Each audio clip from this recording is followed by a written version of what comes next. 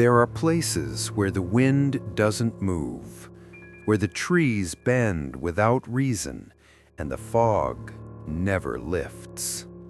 This is FolkFear, a place where ancient rituals still breathe beneath the soil, where silence is not safety, but a pact made with something older than time. In the hidden corners of Asia's forgotten villages, not all marriages end in life. Some begin with death and never let go. Tonight, we light the lantern, we call the bride, and we whisper the truth that should never be spoken. This is the story of the Bone Lantern Bride. Min Lem had always believed that some things, rituals, stories, superstitions, were meant to be preserved in ink, not in breath. He was a scholar of fading folklore, not a believer. But by the third hour into the climb toward Binglek, the mountain village locals warned him never to mention by name, doubt began to fog his logic. And so did the mist. It rolled in around him like a second skin, heavy, clinging, bone cold. It blurred the world beyond 5 meters and turned each bamboo tree into a ghost in the mist. The trail curved upward like a forgotten scar on the jungle's face, narrow and slick, flanked by silence too deep for birds. He wiped his glasses and checked the map again, a useless instinct. The villagers in Luk Twai, the last settlement with a signal tower and clean drinking water, had called him either brave or foolish for attempting the journey alone. He wasn't sure which one was true anymore. All he knew was that the pull to uncover the lost rituals of spirit marriages had started with a dream, a recurring dream, in which a girl in red stood beneath a bone lantern, her face veiled, her voice muffled behind layers of silk, but always calling his name. Lem. No other research had compelled him like this, no urban legend, no forgotten rite. It was obsession, and Binglek was the only place where the ceremony of the Bone Lantern Brides had ever been recorded, once, vaguely, in a colonial ethnography from 1892. There had been no follow-up, no academic interest since. The notes were brief. Rituals involving bone lanterns made from deceased brides. Taoist incantations suggest blood binding between spirit and groom. Village unreachable since typhoon. Men thought the mention of the typhoon was likely exaggeration. Now, walking in a fog so thick that it made the air taste of rot and metal, he wondered if the typhoon had never ended. By late afternoon, he reached the first sign of the village. A leaning gate arch carved from dark wood, etched with symbols that had faded to black over time. The wood was damp and soft to the touch.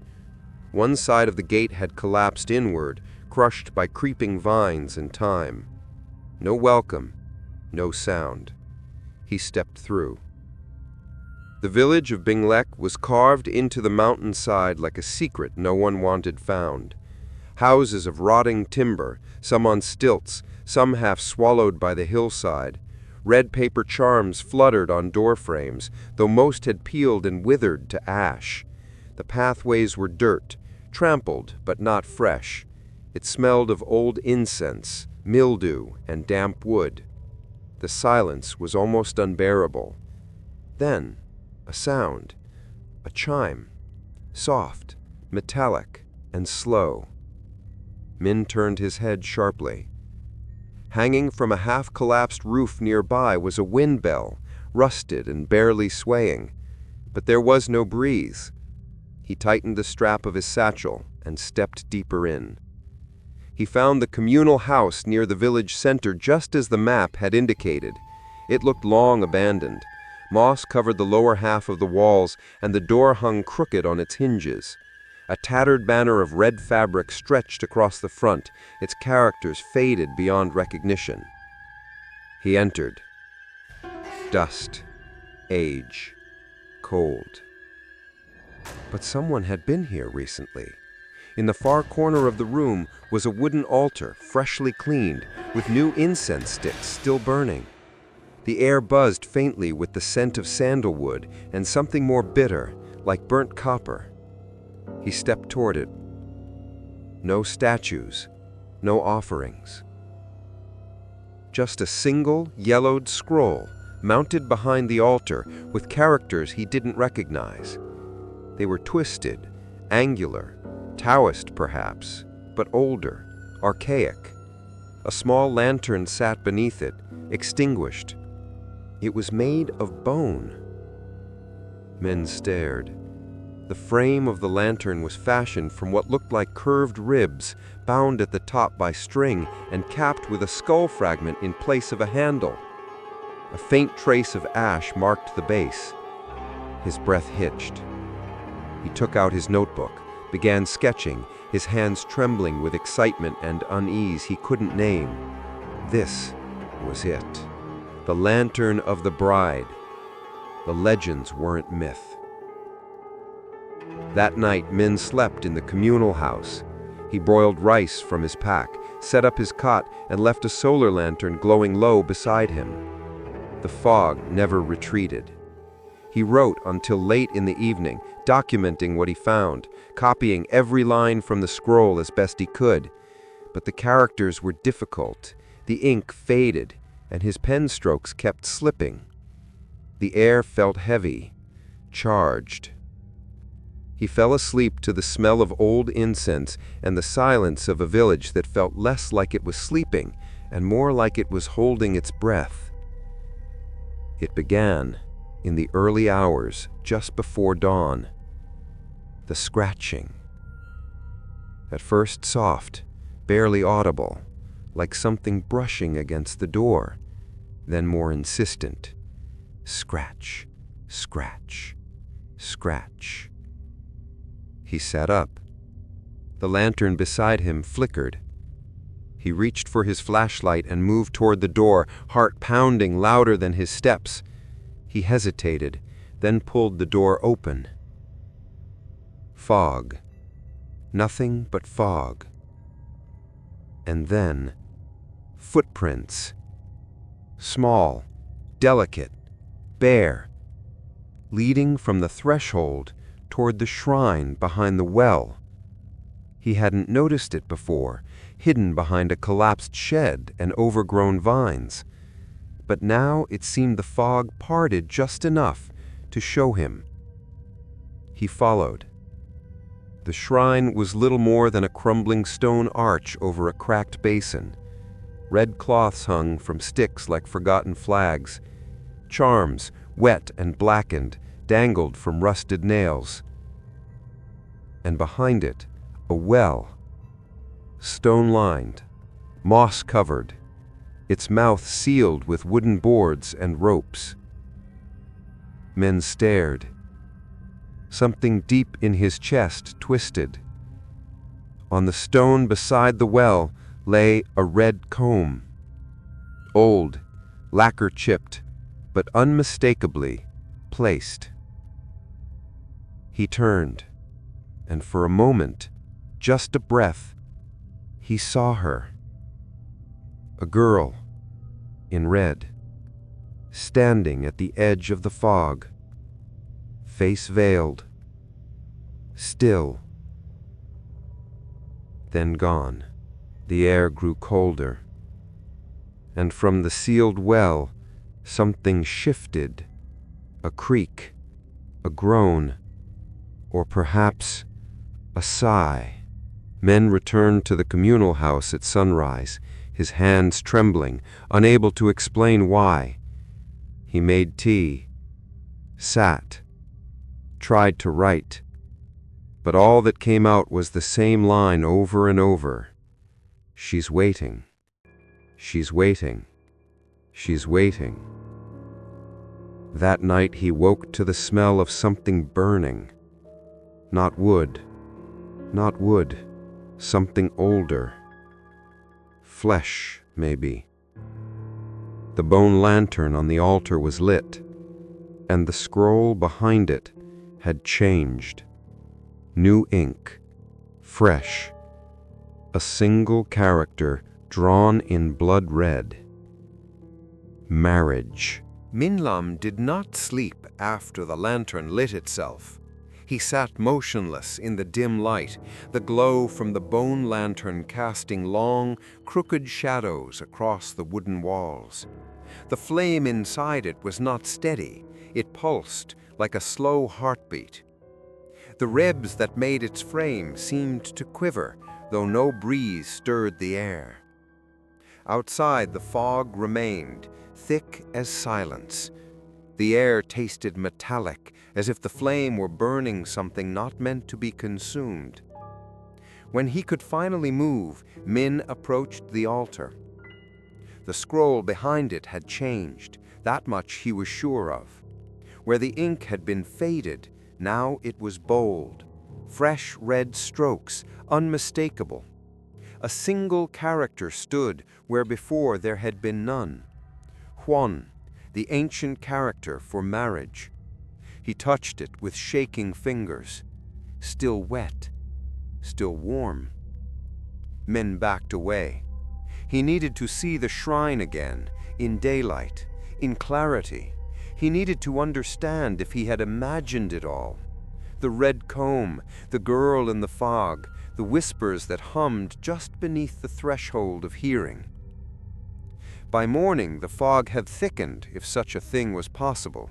It no longer looked like mist, but something alive, a pale creature pressing its body against every surface, hiding the village under a shroud of breathless dread. Still, he walked toward the shrine behind the well. The path was more visible now, strangely so, as if it had been cleared for him. The brambles that had tangled it the day before were bent aside. Wet footprints, bare, small, marked the dirt, exactly like the ones from last night. They ended at the stone well, its boards still rotting, bound tightly with twine and rusted nails. Min crouched beside it. The red comb was still there. He picked it up. The lacquer was chipped, but it was unmistakably old and handmade. Etched into its back, nearly faded with time, was a single line of calligraphy. He brought it close, struggling to read the characters through the smudges. Given to the bride whose breath was stolen. He froze. The temperature dropped. The air around him prickled. Something was watching him. He turned. She was there again, half veiled by fog, standing just beyond the edge of the shrine, a girl in red silk, her long black hair draped over her shoulders. Her face was obscured, but her hands were pale and still. One held a small object. The other reached toward him. "Min," she whispered. He heard it this time, not in his ears, but in his bones. "Min Lam." He blinked. She was gone. Only the wind bell moved now, soft and rhythmic, even though no wind passed through. Min ran back to the communal house. The lantern was still lit. The scroll now had 2 more characters added beneath the word for marriage. He copied them carefully into his journal, flipping through a reference book of ancient Taoist incantations. The translation chilled him. The groom must return. The bride must hold. The next page was blank. Min pressed his pen against it, then stopped. The ink had dried red. Later that day, Min visited the few remaining houses in the village. Most seemed abandoned, sealed with rotting charms or collapsed entirely. But one stood intact. From the threshold he called out, "Hello, Toi lan yin ku den tok hak, Toi mon hoi vei?" The door creaked open. A woman sat inside, old, still, her face lined like cracked bark, her eyes clouded but sharp. She stared at him without speaking. Min stepped in cautiously. My name is Min Lum. I'm here to study ancestral rituals, ghost weddings, spirit bindings, bone." "You saw her," the woman said. Her voice was sandpaper and wind. He froze. "What?" "The girl in red. She's been waiting." Min opened his mouth but found no words. The woman, Ba Mei, as she later introduced herself, rose slowly from her stool and walked to a low altar in the corner of her home. She lit a stick of incense, whispered something in a dialect he could not decipher, and gestured for him to sit. "The village won't speak of it. They fear what lingers in the fog, but it is not the fog they should fear. It is memory." Min listened in silence as she brewed tea, thick, herbal, bitter. She was promised a groom a long time ago. The lantern was lit and her bones were used, but the marriage never finished. The pact was broken. "Who was she?" Min asked softly. "A bride whose name is not spoken, a soul that was bound and never released. She wears red, as all ghost brides must, and she waits for the one whose blood completes the circle." Min felt the back of his neck chill. "Why would she come to me?" Ba Mei turned toward him with eyes that saw too far. "Because your mother came from this village, and she fled." Back in the communal house, Min opened his mother's old journals, the ones she left behind after her death, filled with half-written entries and scraps of genealogy.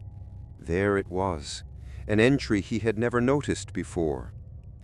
"Bin Le Cheng, 1975. They said I was chosen. I ran, but the dreams followed me. I think the bride never forgave me." Min sat frozen for a long time.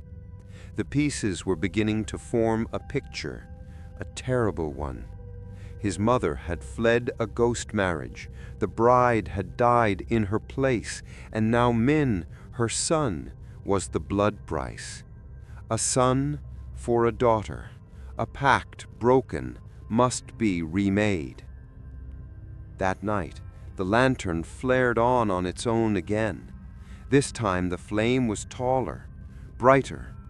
A voice came through the walls, not from outside, not from a person, but from below, from the well. It was low, humming, rhythmic, a song, a wedding song, but wrong, sung in a key that bent the air, twisted the silence, and filled the room with the taste of copper. Min covered his ears, but still, he heard it. "The groom must return. The bride must rise. The lantern will burn until one soul dies." And then silence, except for the steady dripping of something from the roof. It wasn't water. It was red.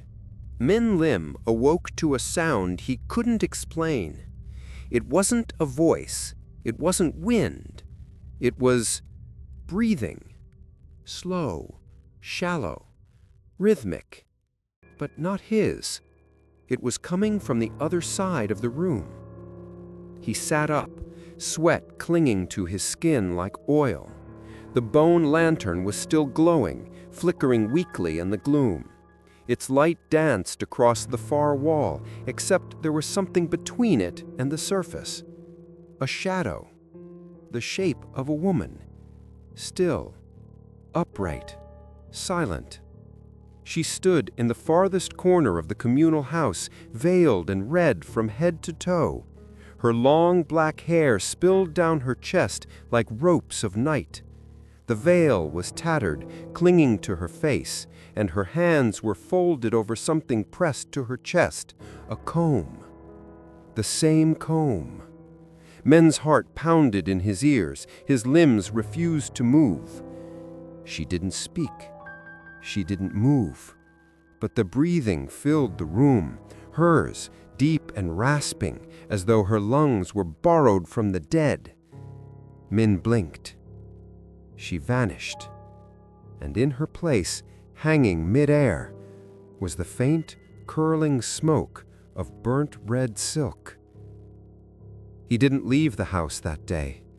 Instead, he pored over his notes, digging into the fragments of lore he'd collected, tales of ghost brides, especially those from the highland regions. He found ancient accounts written in a mixture of Sino-Vietnamese and Old Temple dialects. One phrase kept appearing: "To die unmarried is to leave the soul wandering. To bind her, a bone must burn. To wed her, blood must answer." And another, older line scrawled in the margin of a monk's commentary: "If the lantern glows without a match, the bride has awakened." Men's hands trembled as he shut the notebook. She wasn't just haunting the place, she had risen. That evening, he ventured out again, to the well. He walked slowly through the mist, which had grown thicker, almost viscous, like stepping through memory turned liquid. Every tree seemed to lean inward, listening. The shrine behind the well hadn't changed, but the comb was gone.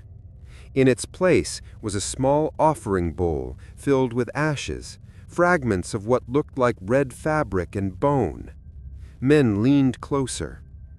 Then he saw it, buried beneath the soot, a piece of skull, scorched but still showing the curve of a temple and the jagged edge of a break. It had been burned recently. The smell, pungent and sweet, confirmed it. Someone had relit the bride's ritual. Or perhaps she had done it herself. Back in the village, Min found someone waiting for him. A boy, maybe 15, no more, sat on the steps of the communal house. His face was pale, his eyes wide and bloodshot. "You're the son," the boy said quietly. Min froze. "What?" "You're the mother of the woman who ran. The bride waits because your mother fled." "Who are you?" The boy didn't answer. Instead, he stood and handed Min a crumpled photograph. It was grainy, old, but Min recognized the face instantly. His mother, as a teenager, standing beside another girl in red, half smiling beneath a veil. "They chose her, but your mother ran, so the other one burned. They said it was an accident, but the veil had already been placed, the bone already chosen." Men stared. "What happened to the girl?" The boy's voice was distant, hollow. "They never found her heart, only her teeth. Her hair was braided into the lantern." He walked away before Men could ask more. That night, Men couldn't sleep. He sat near the altar, bone lantern dimmed but still warm. The air was oppressive, as if the room were submerged beneath invisible water. Then, a voice, soft, like a lover calling in a dream. "Min!" He turned. There she was, standing in the doorway this time, veil fluttering even without wind, her hands at her sides, her face hidden, but somehow smiling. She stepped forward. Min tried to run, couldn't. He couldn't even move. Her hands lifted, trembling, pale, bone thin, and reached for him. The veil slipped just slightly. Beneath it, a mouth stitched shut with red thread. Tears spilled from her hollow eyes. "I waited," she whispered, and then she was gone again, leaving behind the scent of burnt silk and the faintest sound of bells ringing in the dark. The next morning, Min climbed the ridge behind the well. At the top stood a crumbling stone pavilion, forgotten by time, swallowed by vines. Inside he found offerings, old jars of rice wine, dried blood splashed on stone, and a rusted wedding headdress broken in half. And above it all, scrawled into the stone wall with charcoal, "Complete the circle, let her walk, let him bleed." He dropped to his knees. The truth wasn't in books. It was buried here, in the silence, in the rituals no one wrote down. The bride hadn't been chosen because she was loved. She had been sacrificed, burned in place of his mother, to fulfill an ancestral pact that demanded one soul to bind another. And now, the cost had come due. That night, men dreamed of fire. He stood in a dark room filled with red smoke. At the center, the bride in red knelt beneath a hanging bone lantern. Her dress was soaked in blood, her skin blistered and peeling, but she held a red comb in her hands. She looked up at him. "My name was taken. My breath was stolen. My love was ash." He reached out to stop her, but her body collapsed into smoke, and the lantern dropped, shattering at his feet, releasing something that screamed not with a voice, but with centuries of silence. He woke screaming, his lips bleeding, and on his pillow, resting beside his head, was the red comb. Ming Lam woke before sunrise, his chest tight with something heavier than fear. He sat up slowly, rubbing the blood from his lips, heart still echoing with the bride's final words from the dream. "My love was ash." On the pillow beside him, the red comb rested innocently. Except it wasn't the same one from the well. This one was clean. No soot, no burn marks. Just lacquered wood and dried petals tucked between the teeth, jasmine long since wilted. He picked it up with trembling fingers. Etched along the back was a name, but it had been scratched out violently, as if someone wanted to erase not just the word, but the memory behind it. Only a single character remained. Nuit, moon. Ming stared. Something deep inside him shifted, like a door in his blood opening. Later that morning he returned to Ba Mi's house, the old woman who'd spoken in riddles in the dialect of ritual and regret. She was already waiting for him, sitting beside a low fire, a clay pot boiling something dark and bitter. She didn't look surprised to see him. "You brought her back," she said quietly, without turning. "I didn't. She chose to come because the circle was never closed." Ming stepped forward, the comb in hand. "Who was she?" he asked. "The girl in red, the one from the bone lantern." Ba Mi looked at him then. Her eyes were old, milked over with time, but there was no blindness in them. "She was my daughter." Ming froze. The old woman nodded slowly, stirring the pot without looking. "They gave her a name she didn't ask for, gave her a fate she didn't want. She was meant to marry a spirit, but your mother was chosen instead." "And she ran," Ming whispered. "Yes, ran from the veil, the pact, and the burial clothes. She left my daughter behind, and when the fire came, whether it was accident or design, the elders said the marriage must be completed." "With her bones?" "With her bones." Ming sat down hard, the weight of it all sinking into him like water through soil. She died for my mother's freedom." "She burned for it," Bami said coldly, "and the village called it balance." Ming could barely speak. Why didn't anyone stop it? The old woman's hands shook as she ladled out the bitter tea into a cracked bowl. "Because here, balance is survival, and survival is silence."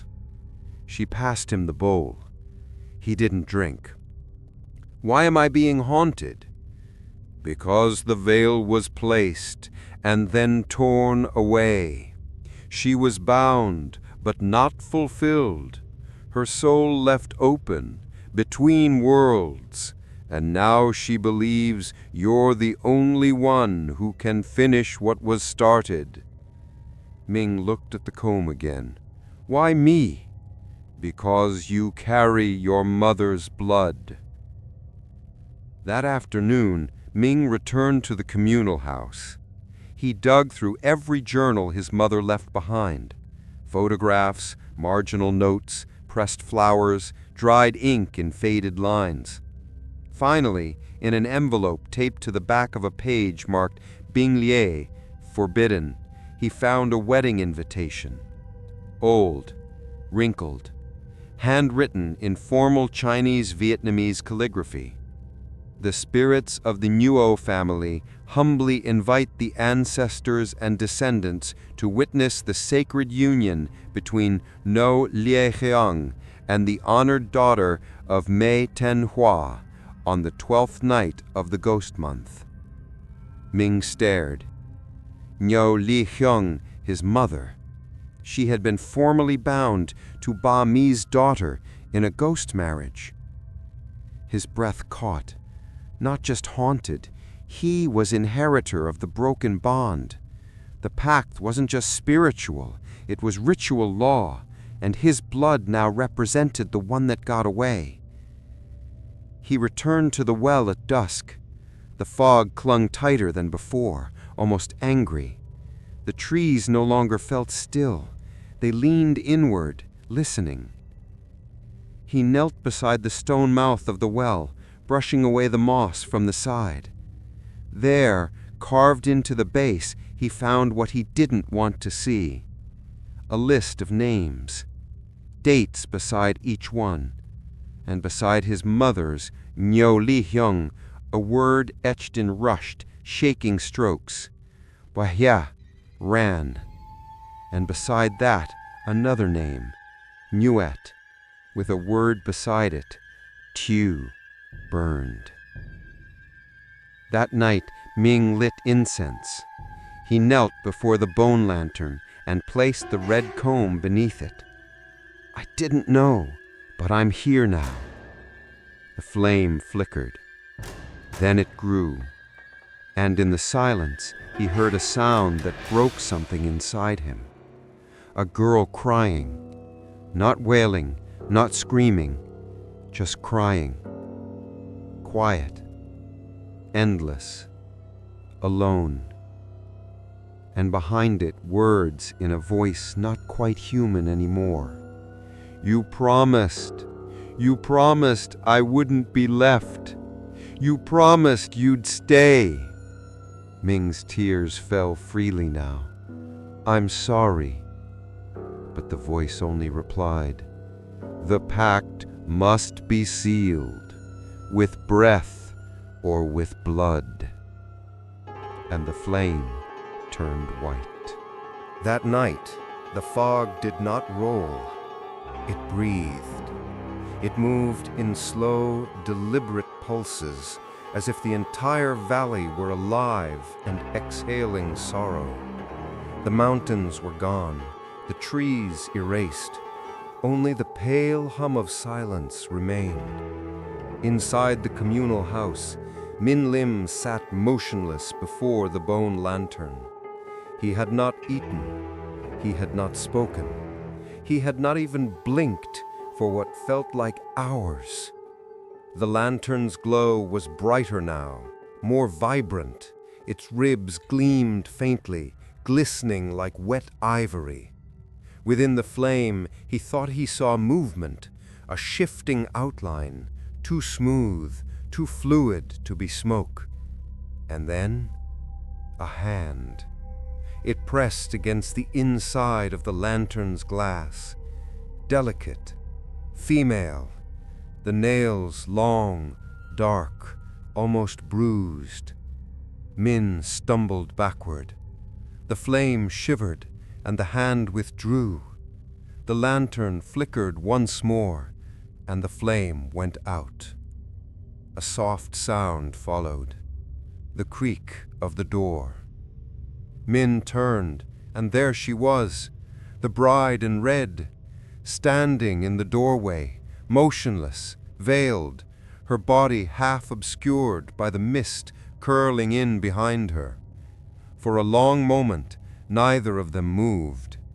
Then she began to walk toward him, one step at a time, her bare feet leaving wet, black stains on the wooden floor. Each step echoed. Thud, thud, thud. Her voice, when it came, was soft but trembling, like silk tearing in slow motion. You wear his face, but not his name. Min's throat closed. Who are you? You know my name. I don't. Nuet. The room seemed to tilt around him. The flame inside the lantern reignited, white hot this time, and filled the room with the smell of burnt hair. Nuet lifted her veil. Half her face was beautiful, porcelain skin, black eyes glistening like ink. The other half was burned, the skin melted and cracked, the jaw slightly askew as though it had once been broken and never set right. She was supposed to be my husband, she whispered, but she took my place, and when she ran, they took my skin. Min's eyes burned. My mother, she lived. I didn't. Nuet stepped closer. So now, her blood owes mine. Min stumbled back until his shoulders hit the altar. I don't want this. I didn't choose this. The air trembled. The fog pressed through the cracks in the walls, coiling around his ankles like a living thing. Neither did I. She reached toward him. Her fingers, thin, bone-white, shaking, touched his face. Cold. But beneath that cold was something else. Sorrow. Loneliness. The kind that never ends. Her touch left faint trails of ash on his skin. Do you hear them? She asked softly. Hear who? The brides. Beneath the well. They were promised too. The room darkened. From far below, deep beneath the earth, came a low, resonant sound. A hum, like 1,000 voices chanting through stone. Min felt his body weaken. The light dimmed, his vision fading to gray. For a moment, he thought he saw her face soften, almost kind, almost human. Then she leaned close to his ear. Don't fight it. It's already begun. He woke hours later. If it was morning, he couldn't tell. The fog had crept inside the house completely now. He could see nothing beyond a few feet. His skin was clammy, his mouth dry. And then he noticed something on his arm. A mark. Thin, curved, delicate like a Taoist seal drawn in blood. He scrubbed at it, but the lines would not fade. It wasn't written on his skin. It was written into it. A binding. A bride's mark. Min tore through his notes, searching for anything that could explain it. He found a passage in a rare manuscript copied from temple archives, detailing ancient spirit binding rites. When the living break a ghost marriage, the soul of the bride clings to the bloodline. The chosen hero bears her mark. Should the hero resist, the spirit consumes the breath, and the body rots from within. Min dropped the page. He understood now. This wasn't haunting. It was inheritance. He wasn't just her groom. He was her sentence. That night, he built a fire outside the house. He placed the bone lantern at its center and poured kerosene over it.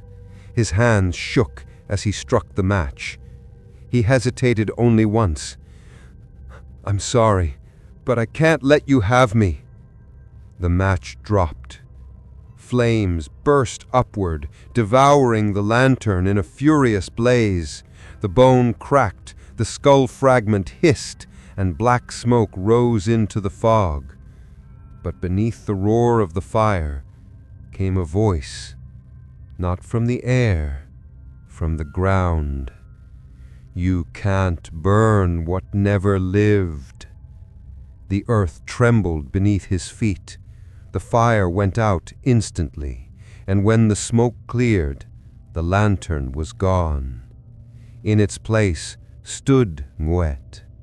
Her veil fluttered in the heatless air. She smiled, a soft, broken smile, and whispered, "You're already mine, Min Lim." He fell to his knees, shaking. The fog thickened again, curling around them both like a wedding shroud. And somewhere deep beneath the earth, the voices began to chant once more. The groom must return, the pact must hold, the bride must rise. The next morning brought no light, no sunrise, no shadows, only the eternal shroud of mist that clung to the village like mold on rotting wood. Ming Lam awoke with the feeling of earth in his mouth. He sat up, coughing, spitting out specks of dirt and fragments of something brittle, something white. Bone. The taste made him gag. He stumbled to the basin, rinsing his mouth until the water ran red, but the taste remained, like grave soil and rot. Outside, the fog had thickened to the point of blindness. The trees were no longer visible. Even the communal house itself felt dislocated, like it had drifted into a place not quite alive, not quite dead. But he knew what he had to do. He had to find the well, the real one, the ancestor bone well, the true heart of Being Lek's silence. He began where the map ended, the shrine behind the abandoned house. From there, he traced the half-faded ritual path, an overgrown trail lined with red markers, each carved with Taoist glyphs. Most had rotted. Some were snapped clean in half, as though something or someone had passed violently through. The ground turned to stone under his feet. The path curved downward, disappearing into a thicket of twisted trees blackened by time and weather. And there it was, hidden in a hollow, surrounded by withered offerings and scraps of red silk, the well. It was larger than the one behind the shrine, older, deeper. The stone rim was carved with ancient characters, eroded but still legible to those who knew how to read the language of binding. He knelt, brushing away the moss. Below rests the debt of blood. Speak not, look not, or carry what was buried. The wooden boards sealing the well were newer than the stone, reinforced, tied tightly with braided black rope, charred at the ends. Min reached out. The rope burned cold under his fingers. He circled the well, noting charms nailed into the earth around it, sheets of red paper, now faded black, pinned with rusted nails dipped in what looked like dry blood. A boundary, a warning, a burial. This was no ordinary well.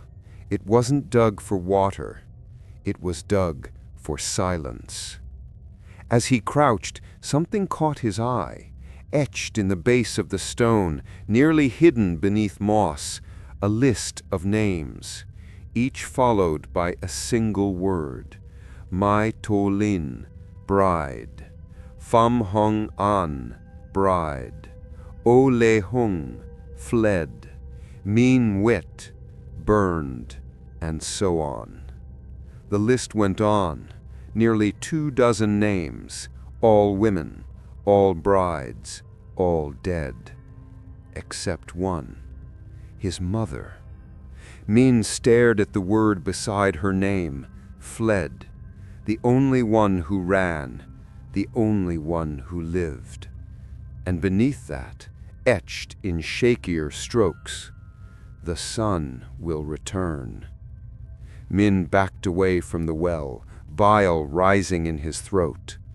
But something stopped him cold, a sound from within the well, faint, wet, a slow dragging whisper, like something sliding over stone far below. Then voices, too many to count. They didn't speak words, they chanted, a low, rhythmic breath matching the thump of his heartbeat. Then one voice, separated from the others, a woman's. Min Lam. He turned to run, but the rope binding the well snapped tight like a noose pulled by invisible hands. A gust of wind surged upward from the well mouth, carrying with it a veil, tattered, red, still stained with dried blood. It landed at his feet. He didn't touch it, but the veil rose anyway, floating, drifting upward, and in its center the image of her face emerged in the fabric, not burned, not broken, weeping. Min returned to the village in silence. He walked as though carrying a weight not visible to others. Ba Mei was waiting outside her home, watching him. "You went to the well," she said. "I had to. There's no going back. I saw the list. I saw her name. And yours?" Min looked down at his arms. The mark was darker now, twisting like smoke, crawling slowly up to his shoulder. "I think she's claiming me," he whispered. "And I don't know how to stop it. You can't, unless you give her what was stolen, which is her name, her rest, and a groom." Min's voice broke. "I can't be that. Then prepare to die slowly." That night he dreamed again. He stood before the well. The veil floated in front of him, and behind it, dozens of brides in red. Each had no face, only masks of bone, mouths stitched shut, eyes gouged out. They chanted without voices, without tongues, but the sound still filled him. Then Mwet stepped forward, her veil lifted, her mouth opened. The pact was broken by one. It will be sealed by the other. I waited in the fire. You will wait in the fog. She placed the veil on his shoulders, and the world went black. He awoke choking, and on his chest, laid with care, was a folded wedding garment, dyed red, embroidered on the inside hem. Nwet, Nwet. May Nwet, and beneath it, a ring made of charred bone, still warm, still smoking. The following day began with drums. Not music, not celebration, but slow, rhythmic pounding, echoing through the mist like a heartbeat muffled by soil. Min Lim stood at the threshold of the communal house, clutching the bone ring he'd found by his bed, the faint scent of charred marrow still clinging to it. The fog had grown unnaturally dense. The sky was no longer gray, it was red, as though the mist itself had bleeded into the air. Shadows danced in places where there was no light. The drums continued. Thump, thump, thump. He followed them. The sound led him through a narrow ravine at the village's edge, down a path lined with white flags, tattered and yellowed with age. Each flag bore a single character, Jia, offering. At the end of the path, half buried in earth and wrapped in vines, stood a small ceremonial platform, ringed with crumbling lanterns and fire pits long turned cold. But today they were lit, and around the altar stood 6 elders, faces hidden behind red cloth masks, their hands clasped in prayer. Men recognized one of them, Ba Mei. She didn't look at him. The others were chanting under their breath, low, dry syllables in a language men couldn't identify. The fire in the pit hissed, fed by bundles of herbs and strips of bloodied paper. He watched from the edge of the clearing, until one of the elders turned toward him. You were not invited. Men stepped forward anyway. What is this? He asked. A right to keep the dead asleep and to delay what must come. I saw the well. I saw the names. You've been doing this for decades, sacrificing girls, burning brides. Not sacrifices, fulfillments. You killed them. No, Ba Mei said beneath her mask, finally meeting his eyes. The village chose, the ancestors asked, and the mountain listened. Men felt his stomach twist. This is madness. One of the elders pointed toward the fire. Look. He turned. Within the flames, shadows formed. A bride knelt beneath a red canopy, face veiled, arms bound. Behind her, 2 figures stood in ceremonial robes, priests or executioners, holding the bone lantern aloft. The bride didn't struggle. She simply cried. Silent, steady tears as the veil burned around her and the flames consumed her bones. Then the vision vanished. Only smoke remained. The pact is older than any of us, Ba Mei said. When a girl dies unmarried, her soul clings, her hunger curses the village. We bind her spirit, wed her to the forgotten, and seal her in the lantern. In return, we are left alone. Men shook his head. This isn't protection. It's a curse. She stepped closer. It is survival. Then why is it failing now? Because your mother ran, and she took the mountain's promise with her. Suddenly, one of the elders dropped to the ground, clutching his chest.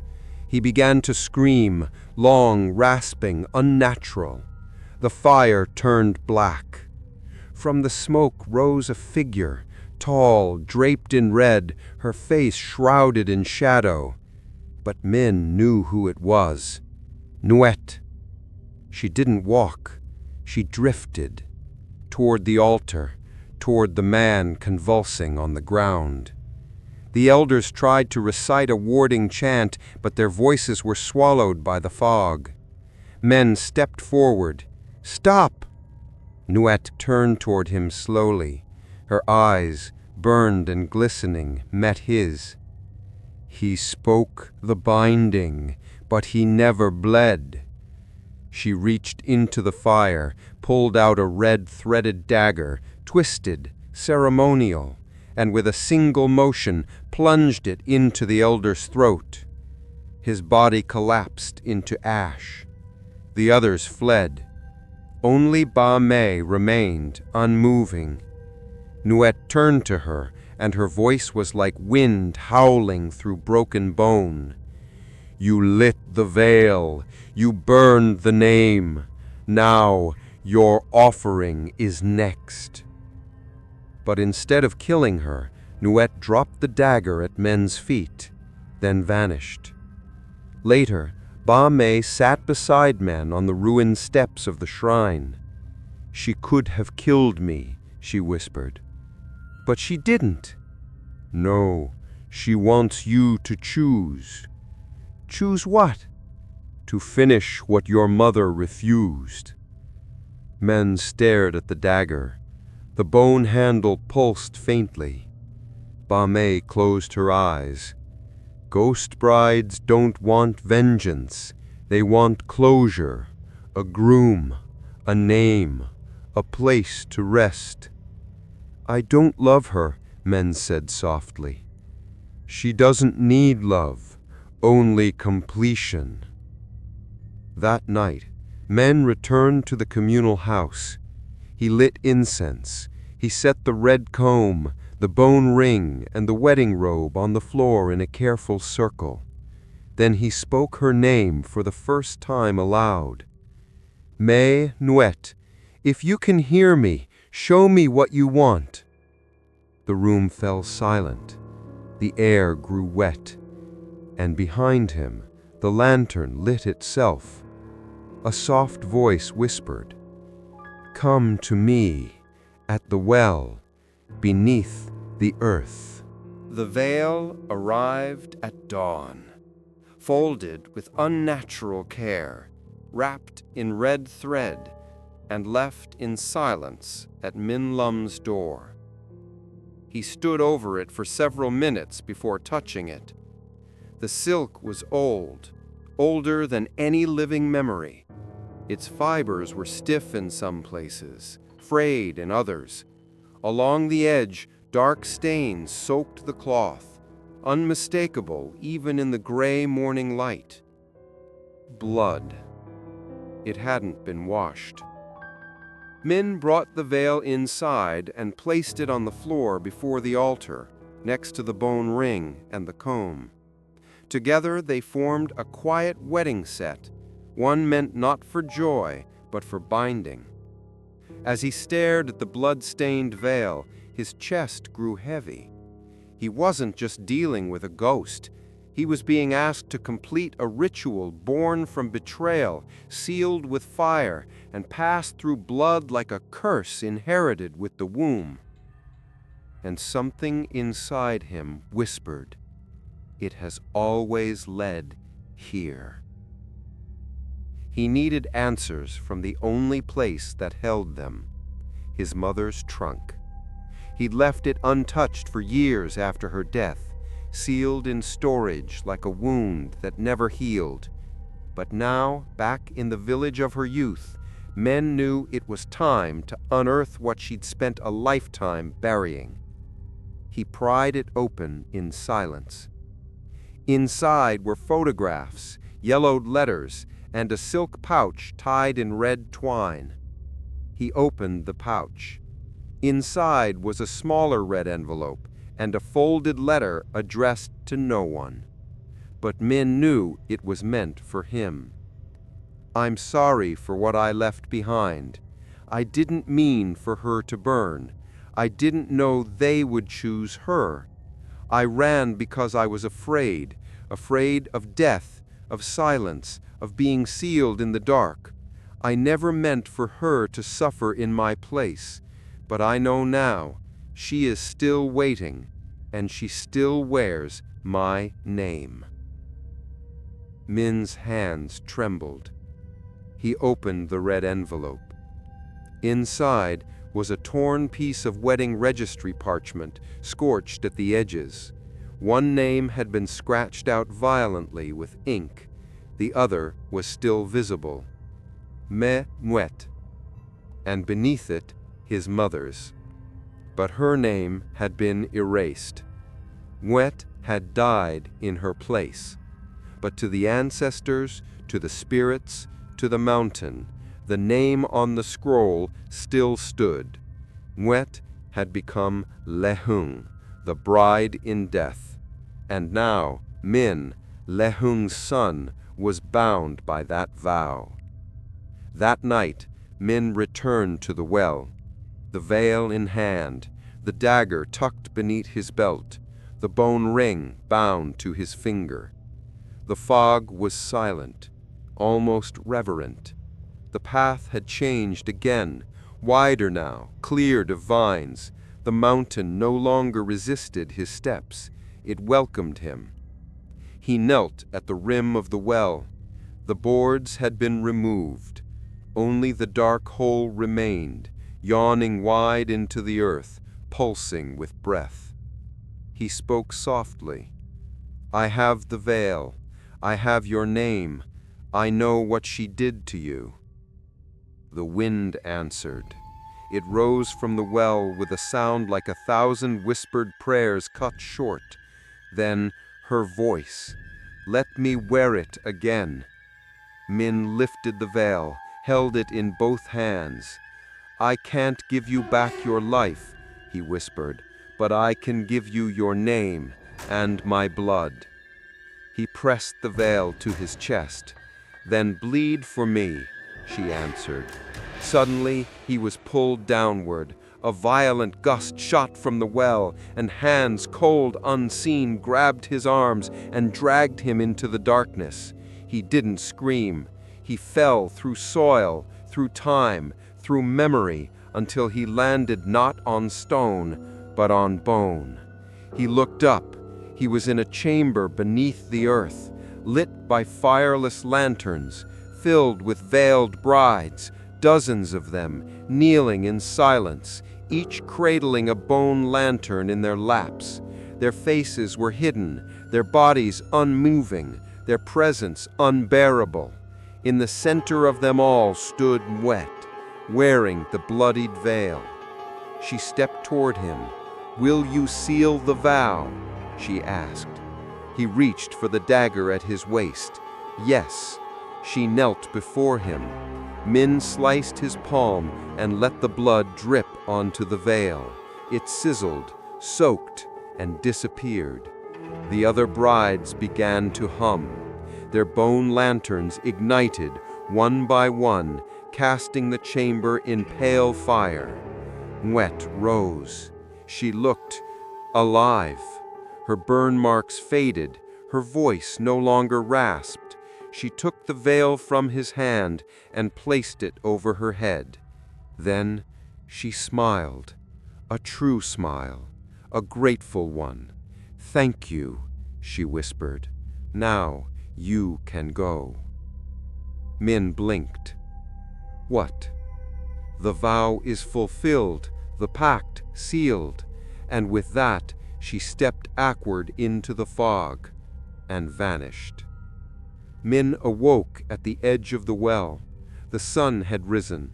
The fog was gone. The veil, the ring, the dagger, all burned to ash, and in his hand a single petal of a red lotus. He returned to the village.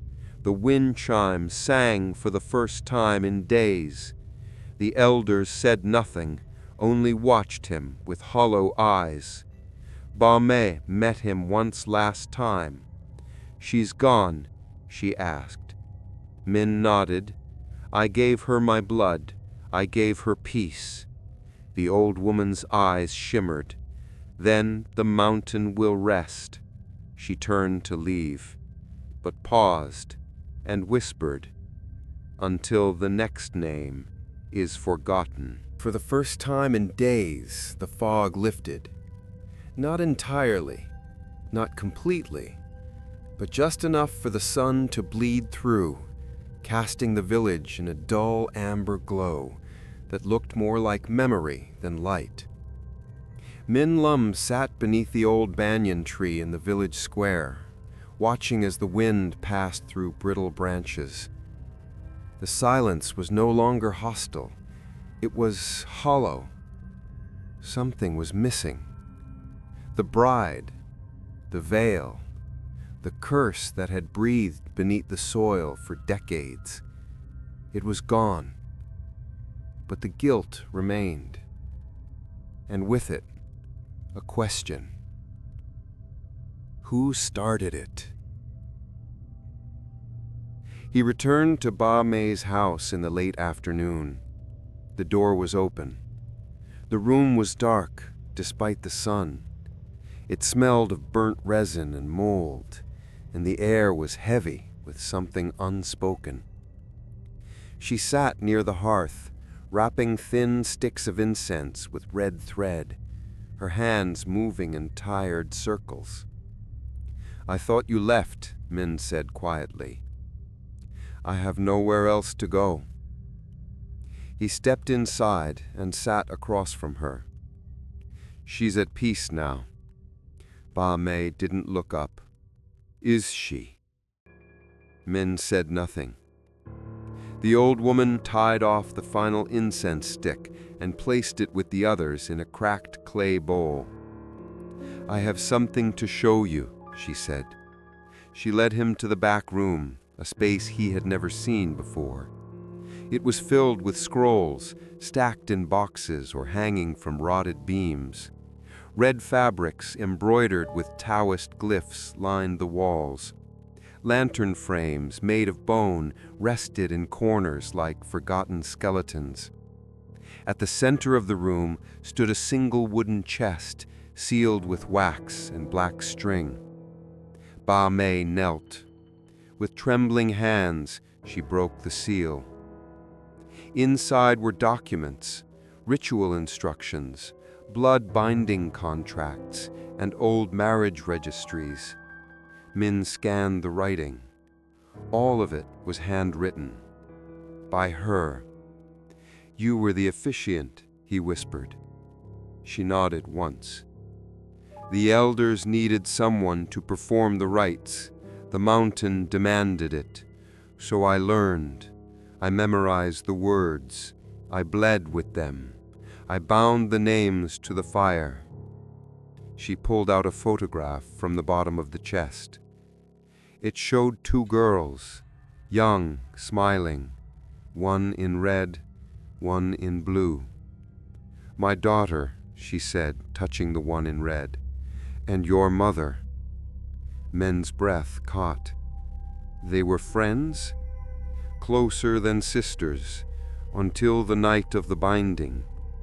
She looked at him then, and in her eyes was not just sorrow, but shame.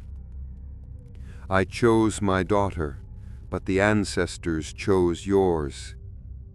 Min was silent for a long time. "You could have stopped it," he said. "No," she replied. "I could have refused, but I didn't. I was afraid of what the mountain would take in return." "So you let your daughter be bound instead?" "She volunteered," she said softly. "She thought she was protecting her friend, but the ritual was never meant to be broken." "And when my mother fled?" Ba Mei nodded. "The fire claimed what was left." Men closed his eyes. It was never just the haunting. It was a chain, a long, bitter chain forged by silence, fear, and blood. "Why didn't you tell me?" he asked. "I hoped it would end with me." But it didn't. "No," she said, "because your mother never came back, and the mountain never forgets." She lifted a folded cloth from the chest. Inside was another veil, clean, unmarked. "For the next bride?" Min asked bitterly. Ba Mei didn't answer. Instead, she whispered, almost to herself, "The bone lantern is never empty, only waiting." That night men took the scrolls and burned them one by one, not out of rage, but out of mercy. The ashes drifted up into the mountain air, gray and quiet. When he returned to the communal house, he found something waiting for him. Not a veil, not a ring, not a threat, just a letter, folded neatly, written in trembling ink. To the son who bore the silence, you gave her rest. Now give yourself peace. The dead are fed, the well is sealed. But remember, it was never the ghosts that cursed us. It was the living. By Ba Mei. He never saw her again. Some say she walked into the fog the next morning and never came back. Some say the mountain took her as payment, late but accepted. Men never searched. Some doors, once closed, should remain that way. No stars, no moon, no wind, only the sound of drums. Soft at first, like a heartbeat felt through the ground, then louder, measured and ritualistic. Not music, not mourning, a summons. Min Lim opened his eyes to darkness so complete he wasn't sure he was awake. The air was thick and unmoving, and when he looked to the window, he saw nothing. No outline of trees, no flicker of light. Only black fog pressing against the glass. He knew what night it was. The new moon. The time when the veil between worlds was thinnest. The night ghost weddings were performed. And this time, it wasn't a haunting. It was a ceremony. They came for him in silence. 3 men and 2 women, dressed in ceremonial robes the color of dried blood, faces painted bone white. Their eyes avoided his, their hands moved gently but firmly as they guided him from the communal house and through the village square. No words were exchanged. The villagers stood along the road, heads bowed, holding lanterns, bone-framed, flickering with unnatural flame. The path had been cleared and swept, lined with crushed lotus petals and old scrolls turned to ash. They were walking him to the altar. He did not resist, because deep down a part of him knew this had always been his path. They brought him to the ancestral pavilion, where the rites had first been performed centuries ago. It had been repaired since he last saw it, restored with fresh paint, gilded edges, and 2 massive incense braziers burning beside the steps. The altar was draped in red. Above it, a carved wooden frame hung a veil, torn, blood-stained, and unmended. And beneath the veil, she waited, Nuet. Her figure stood motionless behind a silk screen, her red gown flowing like smoke across the stone floor. Her veil hung low, but Ming could still see the white of her face, pale as bone, her hands folded in front of her, clutching the comb he had returned. A priestess stepped forward. She held a scroll in one hand, a bowl of blood ink in the other. She began to chant, not loudly, not passionately, but inevitably. Ming was led to the center of the altar, where a circle had been drawn with ash and old prayers. The priestess extended her hand. He knew what she wanted. He reached into his pocket and removed the bone ring, the one that had marked him. It was cold. He placed it into her palm. She dipped it in the blood ink and whispered words that scratched at the edges of his mind, words that made the hairs on his arms stand straight, that stirred dust in places dust should never move. Then She lifted the ring and pressed it against his forehead. A single symbol marked him. Fu, husband. The veil fluttered.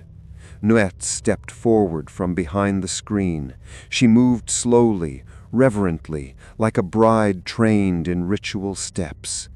The villagers watched with silent awe. Ming's heart pounded, not in fear, but in something deeper, a weight, a sorrow, a grief not his own. She stopped before him. The priestess held out the binding comb. Ming took it. His hands shook. He reached up, and slowly, without breath, without a word, he combed her hair. It was soft, cold, and real. When the comb passed through once, her shoulders relaxed. Twice her breath returned. The third time, she opened her eyes and smiled. It wasn't cruel. It wasn't hungry. It was complete. The priestess raised the bowl once more and gestured to Ming's palm. He knew what to do. He took the bone dagger, pressed it into his flesh, and let the blood spill into the bowl. The priestess lifted it and traced one last symbol on Nuet's veil. Chang, fulfilled. The final drumbeat struck, and for a single heartbeat, everything stopped. The wind, the fire, the fog, time itself. Then the veil lifted from Nuet's face by no hand, no breeze, but will alone. Ming looked at her fully. Her burn scars were gone, her eyes were clear, and her voice was human. "You gave me back my name," she whispered. "Now I give you back your breath." She reached up and touched his chest. Ming gasped. A heat spread through his body. Not pain, but release, like chains breaking, like guilt dissolving, like a debt finally paid. She turned to the altar and walked back to the circle of fire where the other brides now stood in a spectral line. Each held a lantern, each wept without tears, and one by one they stepped into the flame. The fire rose, then dimmed, then faded to smoke. When the mist cleared, only Nuet remained. She looked back at Ming one last time. Her voice was no longer desperate, no longer cursed, only grateful. "Thank you." And then she was gone. The villagers dispersed. No one spoke, no one clapped. But their silence was different now. It wasn't fear. It was release. Ming remained at the altar until the sky began to pale with dawn. The veil lay at his feet, clean now. The comb rested in his pocket, and in the bowl beside the offering plate, his blood had turned to ash. Minlum did not leave the altar. Long after the fire had faded, long after the villagers had gone, he remained seated in the circle of ash, as still as stone. The veil lay beside him, folded, unstained. The comb sat in his palm, warm despite the chill in the air. And the silence was too perfect, too complete, like something waiting to be broken. As the first light of morning touched the mountains, Min rose and walked back toward the communal house. He moved slowly, like someone waking from a dream that hadn't truly ended. The village felt empty, even with people present. Doors were open, lanterns were unlit, and the sky was gray, not with fog this time, but with something heavier, a pause in the breath of the earth. He stepped inside and found the room cold. The bone lantern, once burning with unholy fire, was gone. In its place, a new scroll, pale yellow, fresh ink. A single character.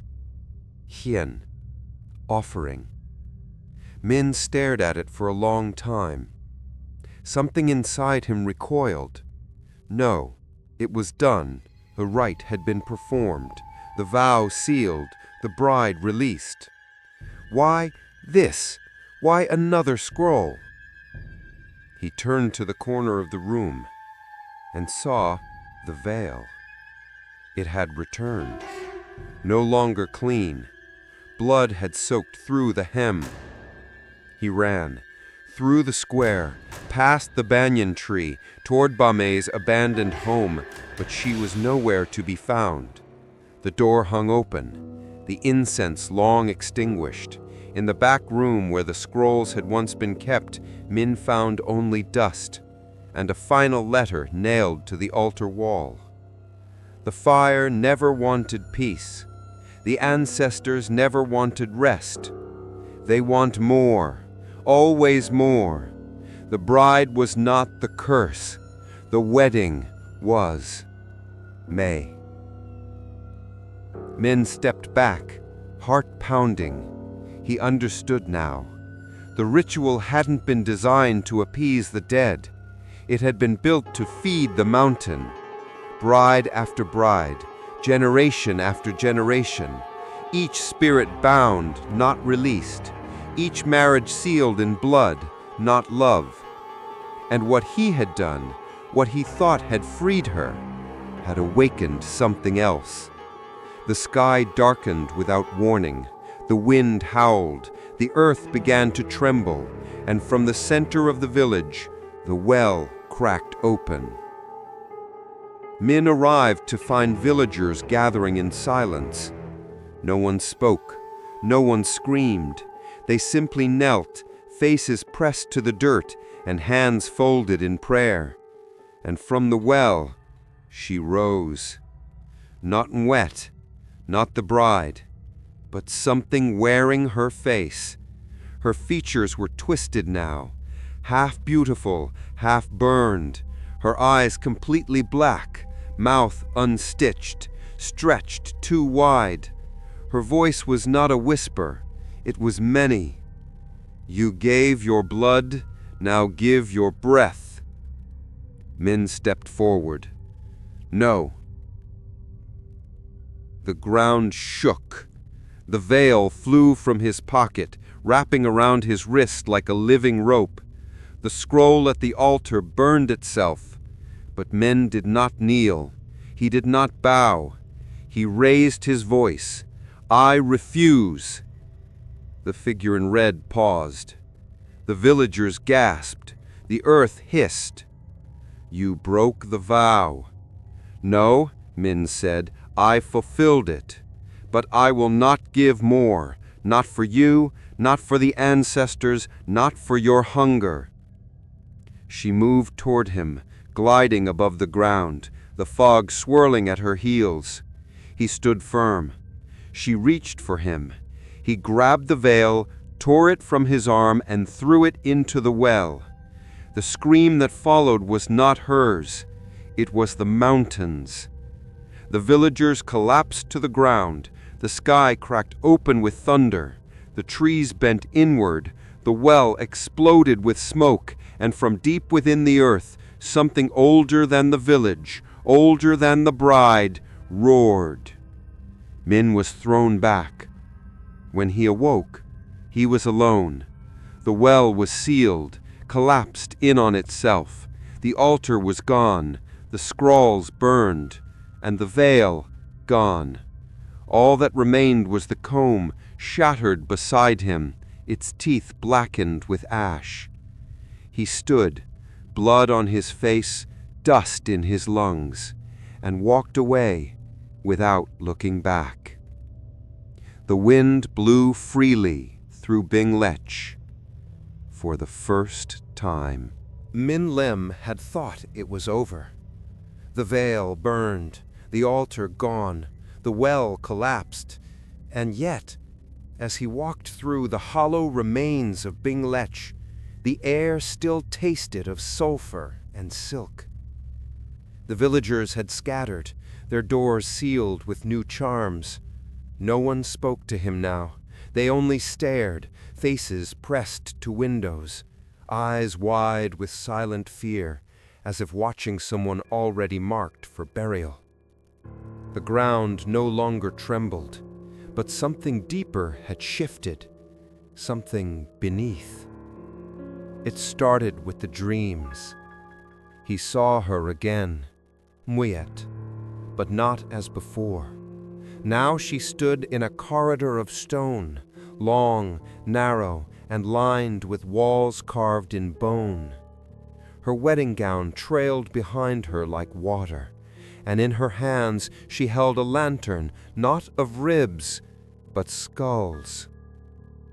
She looked at him with hollow eyes and whispered, "You sealed the well, but not the door." He awoke choking, his pillow soaked, his lungs burning, and beneath his fingernails, soil. He had been clawing something in his sleep. He checked his arms. The mark was gone, but in its place, a bruise, shaped like a thumbprint, pressed into his collarbone.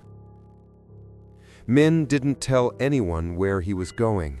He packed water, a flashlight, rope, and the broken comb, blackened and sharp. He returned to the ruins of the well just before dusk.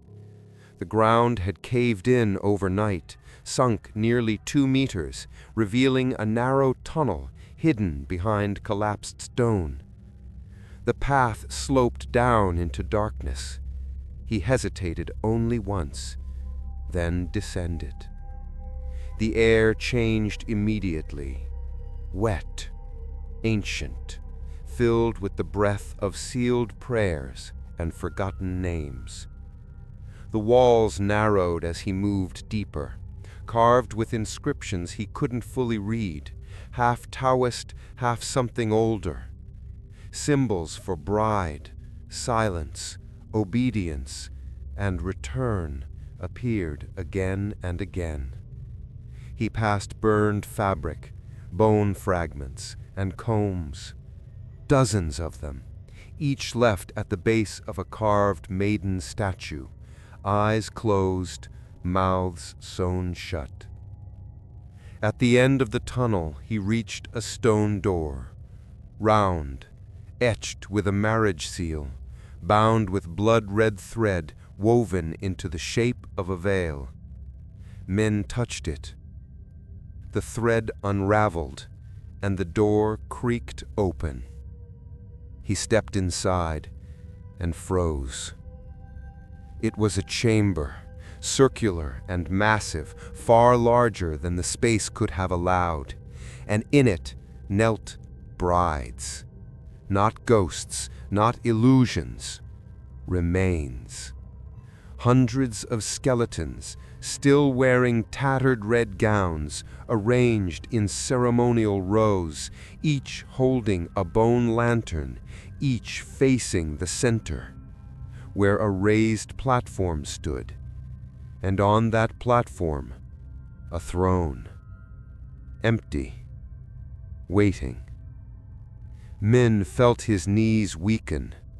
This was not a grave, this was a cathedral, built beneath the mountain, built for a ritual that never ended.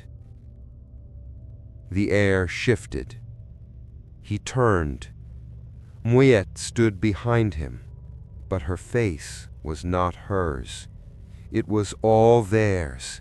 1,000 brides, 1,000 betrayals, 1,000 rituals left unfinished. She spoke in a voice layered with grief and fury. "You thought one vow would end it." He backed away. "I freed you." "You freed one name, but the others still kneel, still wait, still burn." Her veil unraveled, revealing not skin, but bone and flame. The other brides turned their heads in unison. Their mouths opened. No sound escaped. Only dust.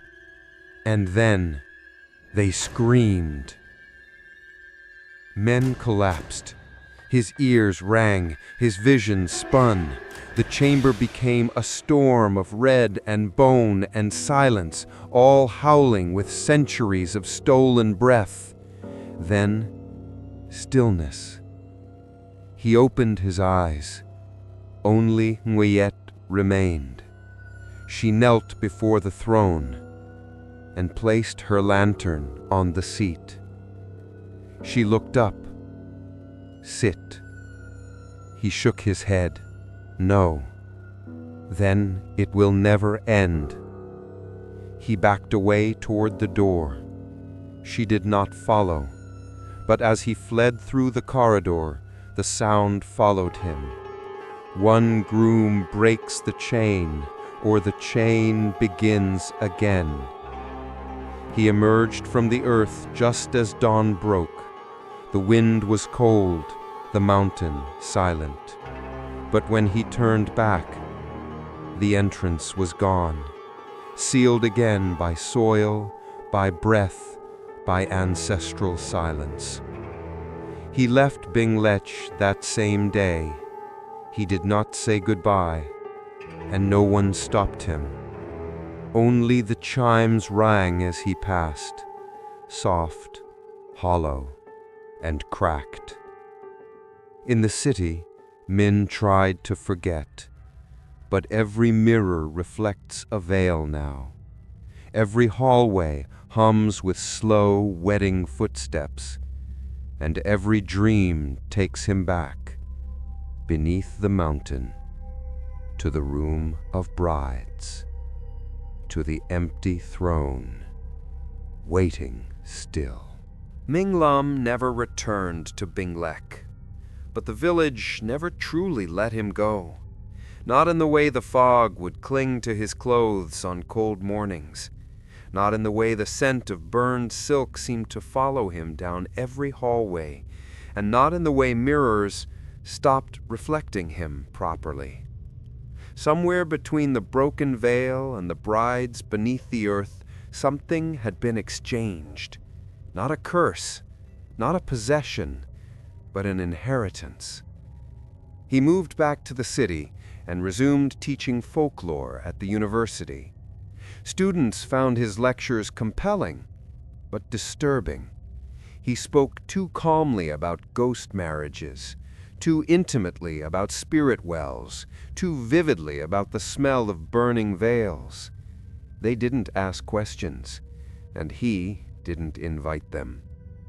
He tried therapy, but how does one explain that beneath a mountain, inside a sealed tomb lined with kneeling brides, he almost took a throne made of bone?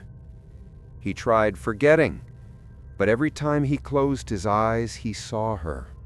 Wick, not angry, not burning, just waiting, still kneeling, still lit from within by a flame that was no longer hers. One night, he received a letter. No sender, no return address, only a single sheet of paper, folded neatly. The paper was red, the ink was black, and the character written at the center was G, inherit. Ming held it for a long time. He didn't tremble, didn't burn it. He simply placed it inside his journal beside his mother's final entry and shut the cover gently. Weeks passed, then months. Ming stopped writing, stopped researching, stopped speaking of ghosts, but strange things began happening around him. The scent of incense in his apartment with no burner lit. Red threads appearing in his books, woven into the spines. And once, only once, he found a tiny bone comb on his pillow, still warm, still humming. The silence grew heavier, not the silence of peace, the silence of held breath, of unfinished vows, of brides who were never given names. He began waking with bruises shaped like hands pressed to his chest, not violent, just reminding. Then came the dreams again, but this time he wasn't in the mountain. He was in a room he didn't recognize. Wooden floors, bamboo walls, a wedding altar draped in red, and at the center, a child, a girl, no more than 10, combing her hair in silence. He stepped closer. She turned to him. Her eyes were black. "Where is my name?" she asked. Ming couldn't answer. She held out a piece of paper, folded, stained, and placed it in his hand. He opened it. A scroll, with his handwriting, and at the bottom a line that hadn't been there before. "This vow will not end with me." He woke screaming. The next morning he visited his mother's grave. He cleaned the stone, burned incense, and spoke her name aloud. "You passed this to me. You ran. You made a choice, and I carried the silence." He placed the broken comb on the grave. "But it ends here." And he left. But as he walked away, the wind changed, soft, bitter, and from behind him he could have sworn he heard her voice, not his mother's, but Wick's. "You can leave the mountain, but the mountain doesn't leave you." In the weeks that followed, Ming began writing again. Not for the university, not for publication. He began documenting every name he remembered from the walls of the underground chamber, bride by bride, comb by comb. Some he translated, others he described. It was his way of unburying them, giving them light, giving them voice. He wrote with the weight of one who knew no one would read it, but someone had to say it. In the final pages of his journal, he didn't write conclusions, just this: there was never just one bride. There was never just one vow. But I will speak until the silence has no breath left to carry. I will not pass this down again. But on the last night of the year, as incense curled through the corners of his home, without fire, he looked out his window and saw something strange. A little girl in red, hair combed neatly, holding a lantern. She looked up at him, smiled, and vanished. Ming turned back to his desk, opened a fresh page, and wrote one word: listen. The village of Binglech no longer appears on maps. Ask any driver along the winding mountain roads where it is, and they'll furrow their brows, shake their heads, and say, "There used to be something there, but it's gone now." They're not wrong, and yet they're not right either. Because some places are not erased. They are simply forgotten on purpose. Years passed. Minglum never returned. He married, quietly. He had a son, soft-spoken, wide-eyed. He moved to a different city and taught folklore only when asked. He never mentioned the mountain, never told his wife what happened to his mother, never told his son why he sometimes flinched at the sound of wind chimes. But every year, on the night of the new moon, he locked every door, covered every mirror, and whispered a single name before going to bed. Mwit. Not to summon, not to banish, but to remember.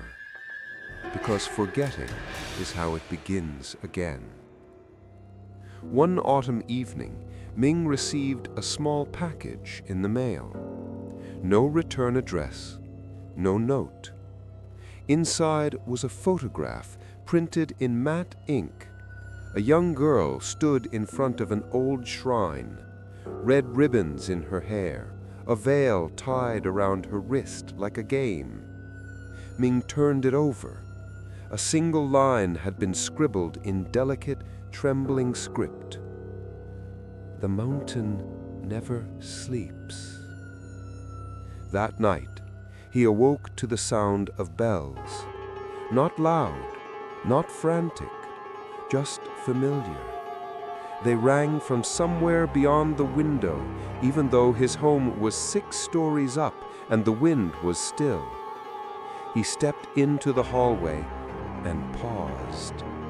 At the far end stood his son, holding a boned lantern.